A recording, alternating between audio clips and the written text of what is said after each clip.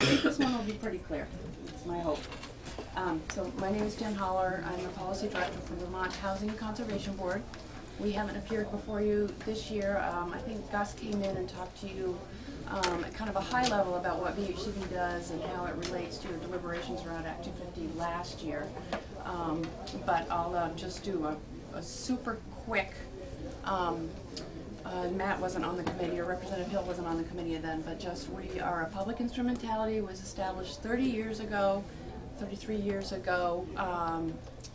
much like VITA or VSAC, for the purposes that you see here, pursuing the dual goals of creating affordable housing, conserving, protecting Vermont's ag, land, forests, historic property, important natural areas, and recreational lands, all for the purpose of benefiting the quality of life of Vermonters and to maintain those benefits for future generations, as well as maintaining the essential characteristics of the Vermont countryside, which really feeds into what you've been talking about with your Act 250 deliberations. So I'm going to be speaking about the public investment criterion, subdivision 9K, and in your committee bill and then also in the joint proposal, there is language that would add investments made through the Vermont Housing and Conservation Board to the definition of public investment. And I'll say that makes sense to us. We're supportive of that, but want to clarify that language a little bit, and I'm just going to describe why and then offer that language for your consideration. So fundamentally what we're about is affordable housing and land conservation and protecting historic property. So you can see here what we've been able to do since we were founded with funding from the state, and that comprises almost 270,000 acres of working forest, natural areas, and recreational lands, almost 13,000 homes, both single-family homes and in rental properties, 746 farms, and then 70 historic buildings. This is something we also do that just doesn't get noted as much, but we have a program for historic preservation grants to buildings that will be brought back to life or to be restored, but there's a requirement that they be available for community use. So we've done 70 of those over our history. So in exchange for that public investment, the state funding, and then we try to bring in other sources, and then the people who put the projects together bring in other sources. But in exchange for that state investment in those buildings, community buildings, lands, there are permanent legal restrictions placed on them in the form of conservation easements that says that no development can happen there, or historic preservation easement that says you can't change the facade, or you can't do something crazy with the whole site that makes it not historic, that interferes with the historic characteristics, or a housing subsidy covenant that says that housing that received this public benefit has to remain affordable at certain levels in perpetuity. So for those reasons, those land and facilities, it really makes sense that they would be considered state investments or public investments. We steward them, monitor them. They're meant to benefit generations of Vermonters. But what we also do is that we take that state funding and we use it to try to pull in more resources to meet the state's priorities. So we'll go after federal funding. We administer through federal programs, apply for grants sometimes, and we also have been asked by the legislature to take on specific purposes that meet kind of emerging priorities. So one of the things we do so here are just 3 examples. So one of them is that with some of the clean water funding, VHCB, because we've got a close connection to farmers through our business advising program, the viability program, we were asked to stand up a program that gives grants to farmers so they can make capital improvements for the purpose of water quality. This gentleman's in Danby.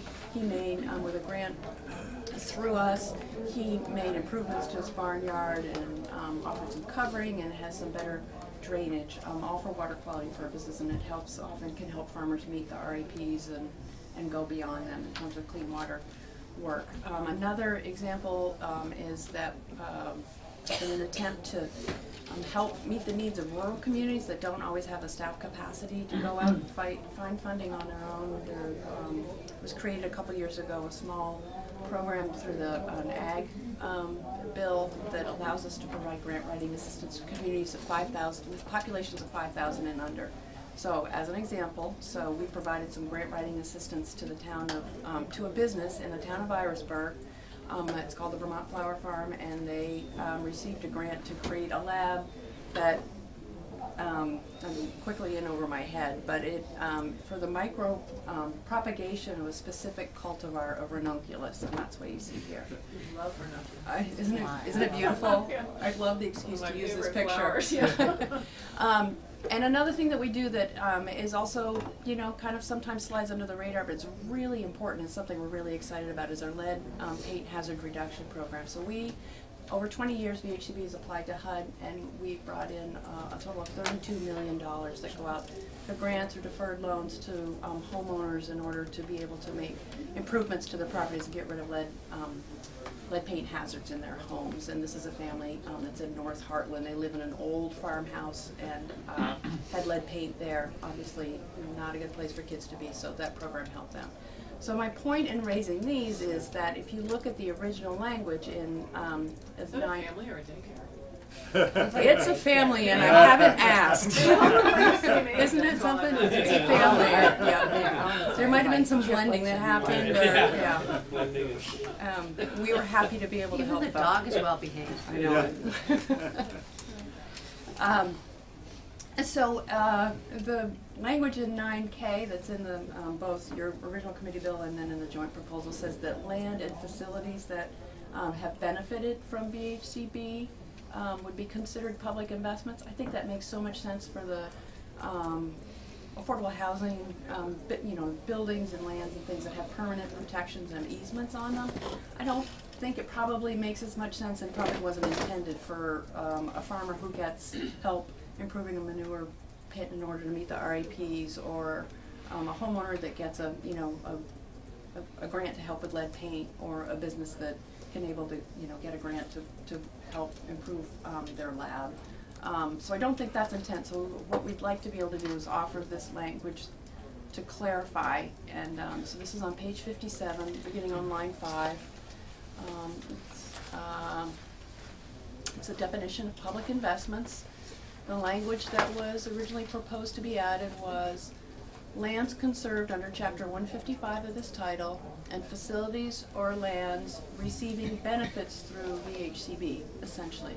What we recommend is changing that to say lands conserved under Chapter 155 and facility or lands protected in perpetuity and funded by the Vermont Housing and Conservation Board. We feel like that puts the right scope around what was intended and works better. We've had the opportunity to run this language by the administration and VNRC, and also share it with NRB, and haven't heard any concerns. I think people are fine with it. So we'd ask you to consider that. Your concern is just like if someone upgraded their manure pit.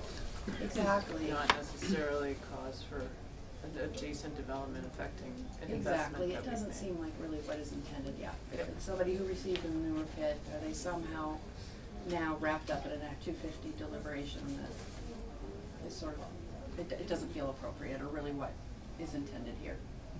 Exactly. Or if a home gets help doing lead paint, that could be a facility that has benefited with funding from VHCB, but there are many of those statewide, and I don't think that's really the intent. Yeah, right. And it would be administratively infeasible. So. Any questions for Jen? So I would just add that we support the language that Maura offered around clarifying the definitions of mixed income.